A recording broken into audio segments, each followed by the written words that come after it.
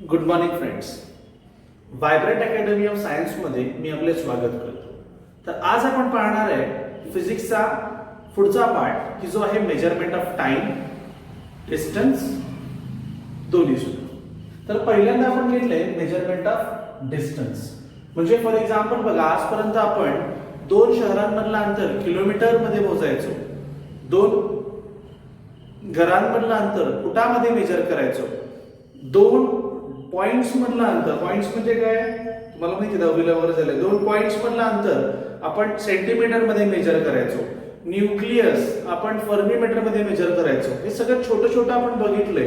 पण जर आपल्या अर्थ पासून एखादा दुसरा प्लॅनेट जसं की सॅटर्न, व्हीनस, ज्युपिटर, प्लुटो हे किती लांब आहेत हे कसं ओळखायचं, यासाठी आपण बघत आहे आपली new method, that is parallax method. तर ऍक्च्युअली मित्रांनो पॅरालॅक्स काय आता आपण जाणून घेऊया. तर पॅरालॅक्स मेथड पहिल्यांदा आपण बघणार आहे. आपला हा जो अर्थ आहे, हा अर्थ एक खूप मोठा डायमीटर आहे अर्थचा. जवळपास अर्थ 12,800 किलोमीटर डायमीटर मध्ये. किती डायमीटर आहे अर्थचा? 12,800 किलोमीटर डायमीटर आहे आणि 6,400 किलोमीटर आपली रेडियस आहे. 6,400 किलोमीटर आपली रेडियस आहे. तर दोन्हीचाही विचार करता जर इथे एखादा माणूस उभारला पॉइंट ए वर आणि इथे एखादा माणूस उभारला पॉइंट बी वर, म्हणजे एखादा माणूस कराडमध्ये उभारला आणि एखादा माणूस सातारमध्ये उभारला, तर फरक काही पडेल का? कराड आणि सातार मधलं अंतर किती आहे? फक्त 50 किलोमीटर. आणि टोटल आपला डायमीटर किती आहे? पूर्ण डायमीटर 12,800 किलोमीटर, रेडियस आहे 6,400 किलोमीटर. म्हणजे काहीच नाही. या डिस्टन्सच्या तुलनेत आपले डायमीटर आणि रेडियस खूप अवाढव्य मोठे आहे. त्यामुळं हा जो आर्क तुम्हाला दिसतोय कराड पासून, हा इथे कराड आहे आणि इथे सातारा आहे.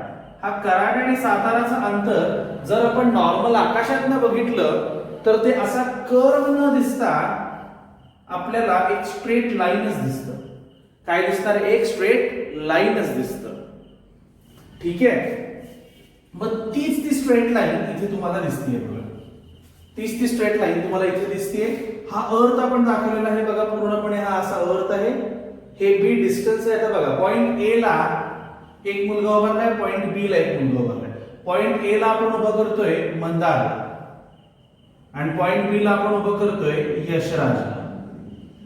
आपण जर पॉइंट ए ला मंदारला उभं केलं आणि पॉइंट बी ला यशराजला उभं केलं आणि पॉइंट ए वरून सांगितलं की तू एस प्लॅनेट बघ. एस म्हणजे काय? कुठलाही प्लॅनेट. जर मी मंदारला सांगितलं की तिथून तू एस प्लॅनेट बघ, तर मंदार बघताना असा बघणार आहे या प्लॅनेटकडे.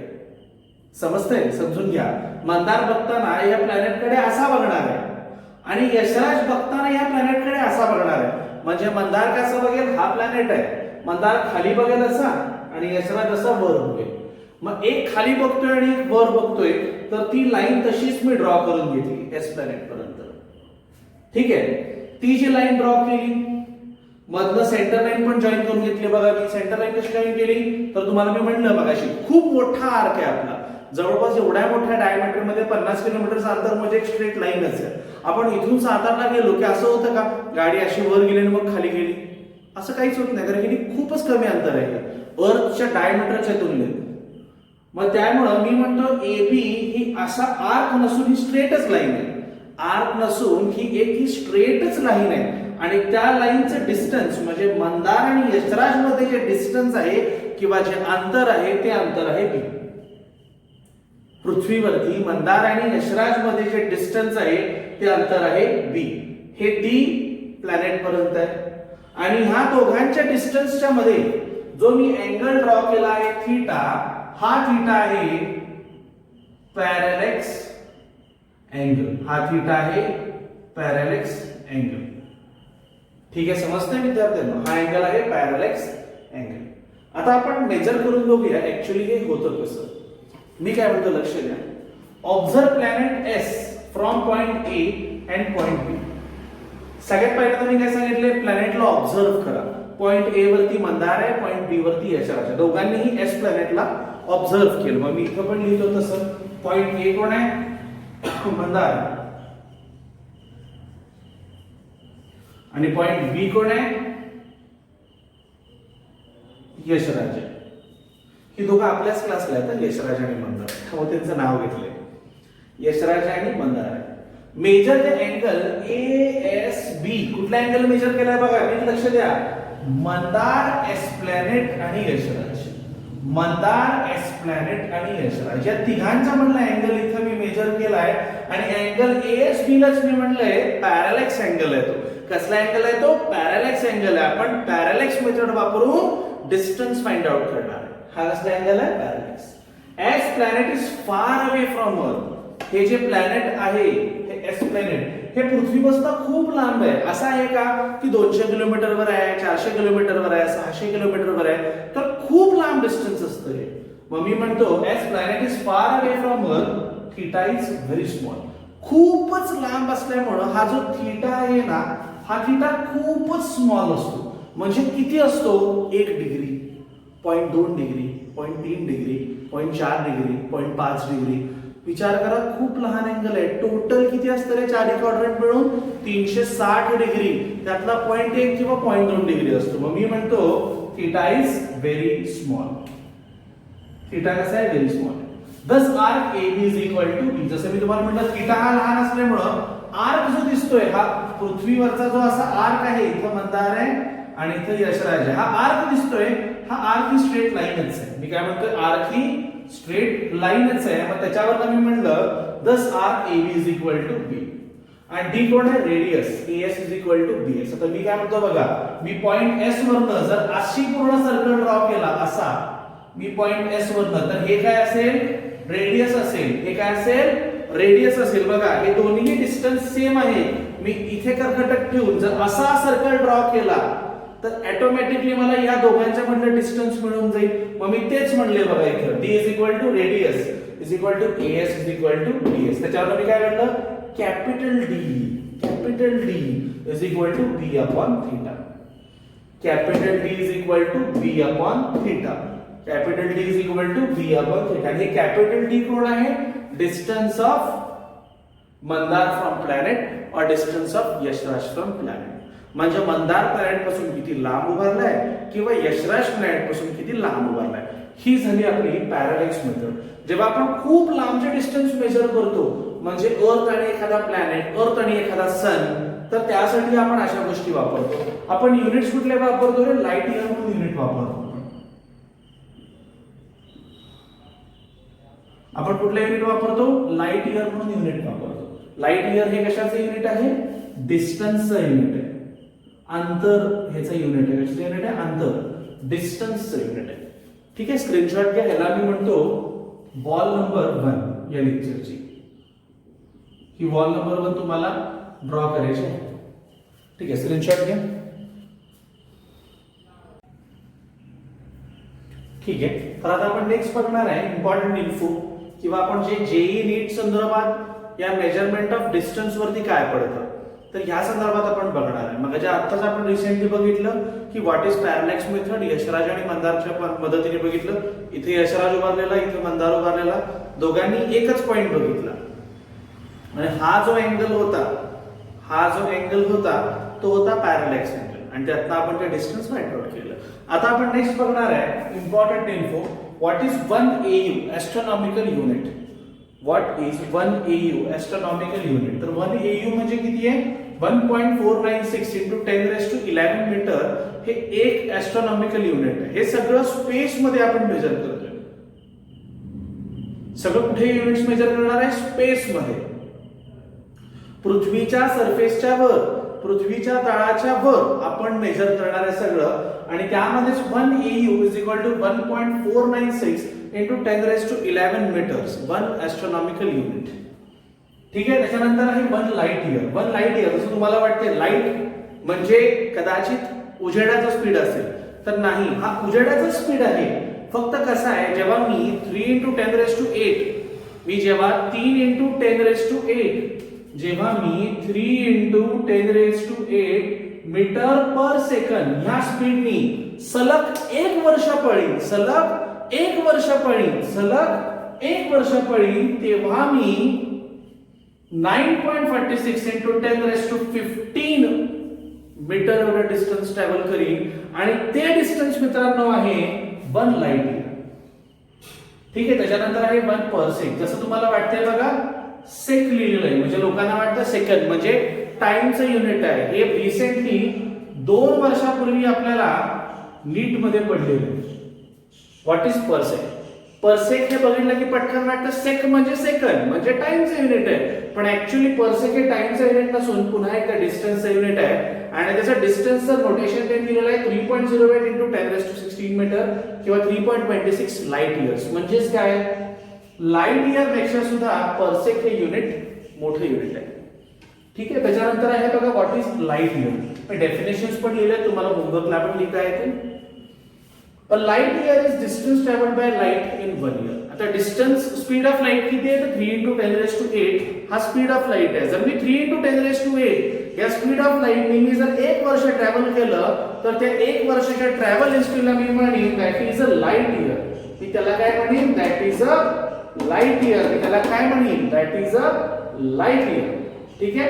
त्याच्यानंतर मी बघतोय व्हॉट इज 1 AU. AU म्हणजे काय, ॲस्ट्रॉनॉमिकल युनिट. जसं मी आत्ताच म्हणलं ॲस्ट्रॉनॉमिकल युनिट म्हणजे काय, the AU is the distance between centre of earth आणि सेंटर ऑफ सन. ह्याला म्हणतो आपण ॲस्ट्रॉनॉमिकल युनिट. मी काय म्हणतो बघा, हा अर्थ आहे किंवा हा सन आहे आणि हा छोटासा अर्थ आहे. अर्थच्या सेंटरपासून सनच्या सेंटरला हे जे डिस्टन्स आहे हे आहे डिस्टन्स AU. हे डिस्टन्स काय आहे, AU मीन डिस्टन्स, म्हणजे दोघांचे डिस्टन्स डिवाइडेड बाय 2. हे मीन डिस्टन्स काय आहे, AU आहे. त्यालाच मी काय म्हणतो, ॲस्ट्रॉनॉमिकल युनिट. ठीक आहे. त्याच्यानंतर नेक्स्ट आहे बघा measurement. What is parsec. The parsec is the distance from where 1 AU subtends an angle of 1 second in a arc. म्हणजेच काय, जेव्हा परसेक युनिट मेजर केलं जाईल, जेव्हा 1 ॲस्ट्रॉनॉमिकल युनिट असेल. आता फॉर एक्झाम्पल हा अर्थ आहे, मी अर्थ वरनं बघतोय, हा सन आहे. मी सन कडे बघायला लागलोय आणि मी फक्त 1 सेकंद वर बघितलं एवढं. आता 1 सेकंद म्हणजे काय बघा, एका डिग्रीमध्ये तुम्हाला माहिती असेल एका डिग्रीमध्ये 12 सेकंद असतात. तर तुम्हाला लॉग टेबल अजून झालेलं नाहीये, पण घेतलेलं आहे. पण लॉग टेबल आला की तुम्हाला हे जास्त क्लिअर होईल. सेकंड्स असतात बघा, ते सेकंड मध्ये ओळखायचं असतं. हा 1 बरोबर सेकंडला जे आपण मेजरमेंट चेक करतो ती असते what is parsec. A parsec is the distance from where 1 AU subtends an angle of 1 second of arc. म्हणजेच काय की असं आहे बघा, मी थोडंसं ही नॉर्मल झाली AU ह्या सेंटरच्या त्या सेंटरला. मी जर 1 डिग्री फक्त वर घेतलं तर थोडासा डिस्टन्स पडेल आणि यालाच मी म्हणतो परसेक. यालाच मी काय म्हणतो, परसेक. स्क्रीनशॉट घ्या, मग पुढचा पार्ट बघू.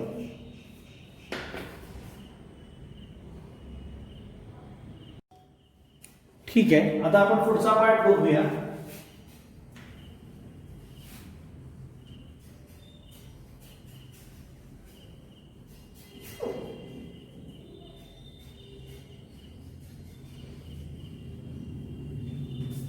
आपण नेक्स्ट पार्ट आता बघणार आहोत, measurement of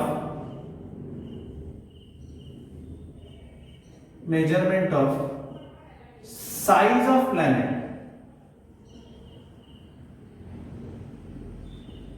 measurement of size of planet आपण बघणार आहे. हा आहे तुमचा अर्थ आपला.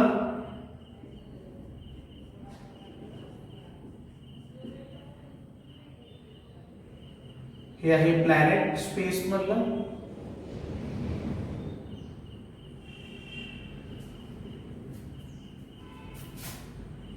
डी हा अँगल अल्फा, हा प्लॅनेट. ठीक आहे. आता आपण measurement of size of planet बघणार आहे. Measurement of size of planet मध्ये काय बघा, alpha is equal to small D upon capital D. Alpha is equal to small D upon capital D. आता what is actually small D, तर small D हे diameter of the planet आहे. Small D कोण आहे, small D is the diameter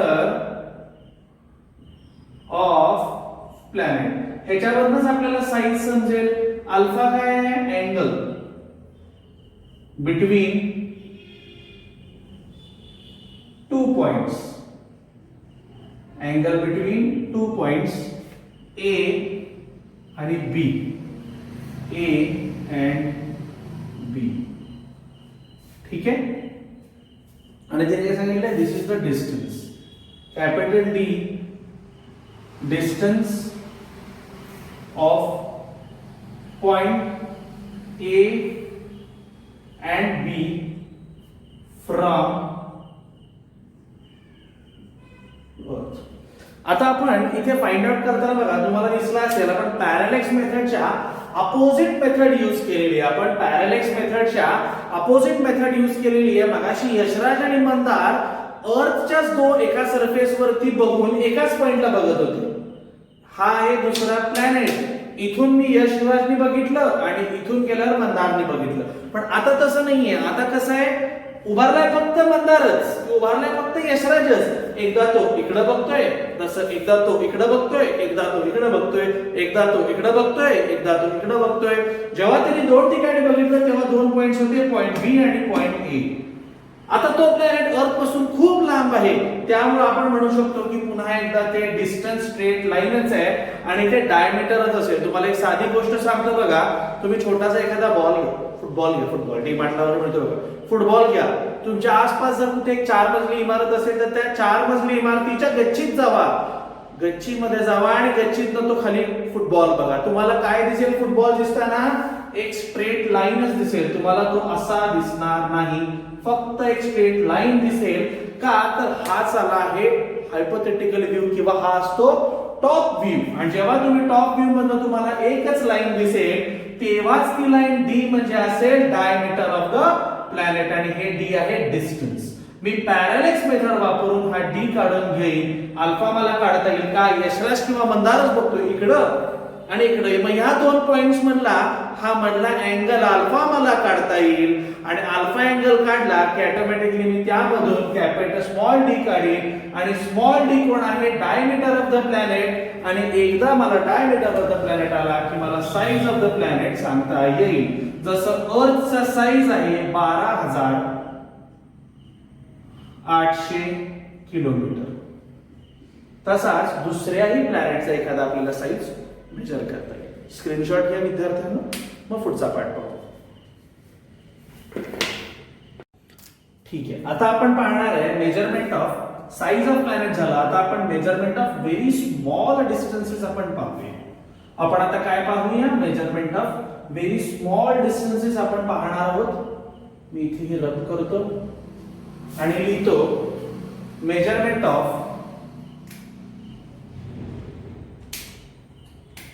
very small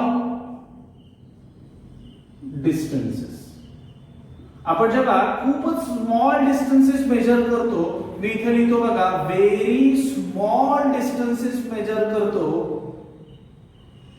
very जेव्हा मी small distance major करीन तेव्हा मी mostly पहिल्यांदा स्केल न वापरता मी वापरीन आपला न्यू इन्स्ट्रुमेंट की जो तुम्हाला 11th मध्ये प्रॅक्टिकल मध्ये बघायला मिळेल. इव्हन तुम्हाला क्लासमध्ये देखील आम्ही दाखवेन आणि त्याचं नाव आहे vernier.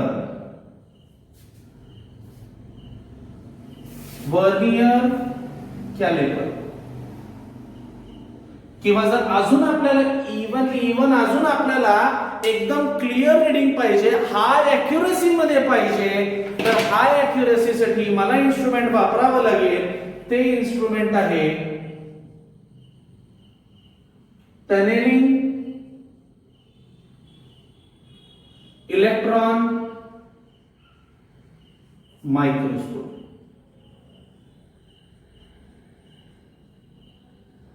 Tunnelling electron microscope instrument मला बघावं लागेल की ज्या इन्स्ट्रुमेंट मधनं मला एकदम स्मॉल मेजरमेंट्स मेजर करता येतील.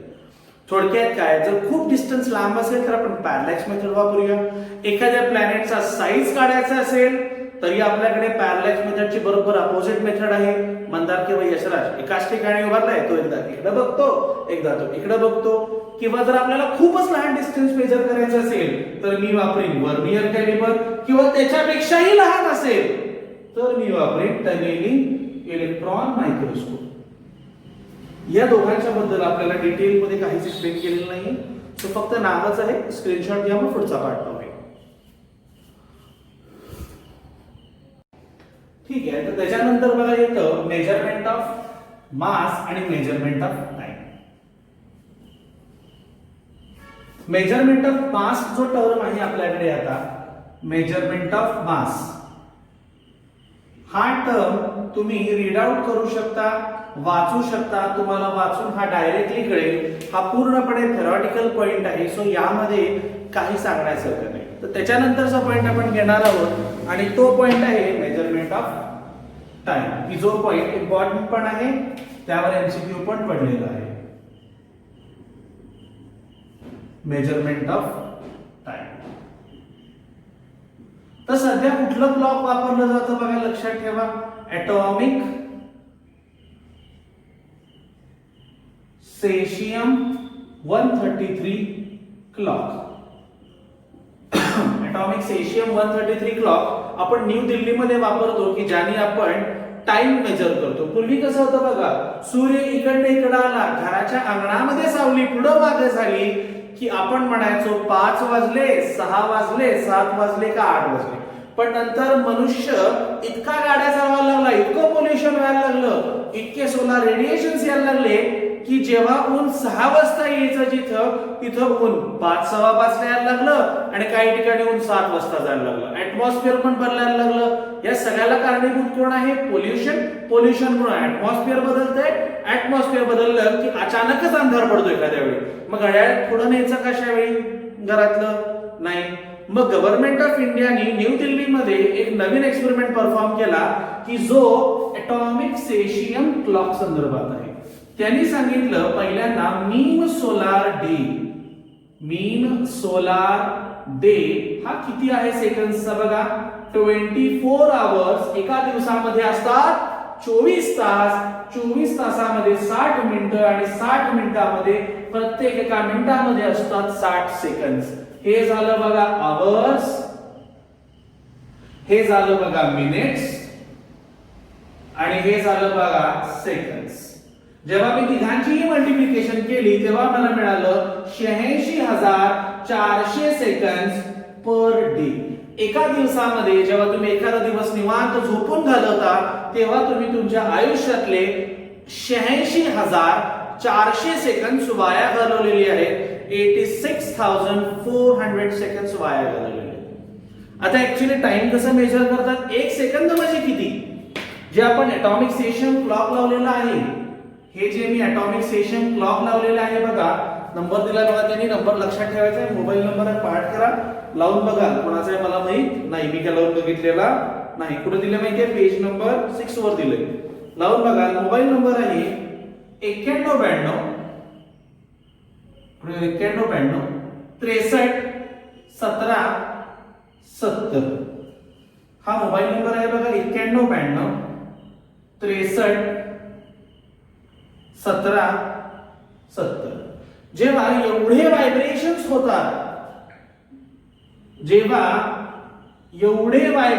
होतात न्यू दिल्लीमध्ये ॲटॉमिक क्लॉक मध्ये, सेशियम ॲटॉमिक क्लॉक मध्ये, सेशियम 133 ॲटॉमिक क्लॉक मध्ये जेव्हा एवढे व्हायब्रेशन्स होतात तेव्हा आपण म्हणतो की 1 सेकंद झालेला आहे. तेव्हा आपण असं म्हणतो की 1 सेकंद झालेला आहे आणि तेव्हा 1 सेकंदाचा घड्याळ टक्कन पुढे जातो. किती मोठा नंबर आहे बघा. Units, tens, 100, 1000, 10,000, lakh, 10 lakh, crore, 10 crore, billion, 9 billion, 192 कोटी, 63,17,700 काहीतरी. एवढा मोठा नंबर आहे. जेव्हा हा नंबर एवढा वाढतो, जेव्हा एवढे व्हायब्रेशन्स होतात तेव्हा मी म्हणतो 1 सेकंद झालेला आहे. विचार करा, एका दिवसामध्ये 86,400 सेकंद आहेत, म्हणजे किती व्हायब्रेशन होत असतील विचार कर, इंटू हे कर. एवढ्या मोठ्या आकड्याला हिने मल्टिप्लाय केलं, केवढा मोठा आकडा होईल. एवढे व्हायब्रेशन्स रोज होतात. कशामध्ये? सेशियम क्लॉक मध्ये. तू विसरतोयस, सेशियम 133 क्लॉक मध्ये. समजते?